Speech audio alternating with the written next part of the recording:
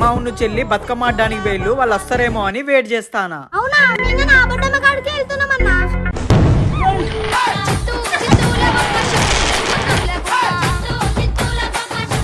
అమ్మ నాకు డాన్స్ చేసి చేసి ఆయుసం వస్తుందమ్మా, నేను ఇంటికి పోతా.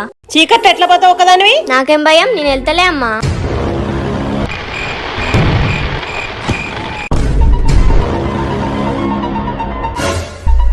ఎవరు నువ్వు ఇంత రాత్రి పూట ఎడిపోతావు? బతుకమ్మ కాడ డాన్స్ వేసి ఇంటికి పోతానా. అరే నా చెయ్యి పట్టుకొని లాగురా.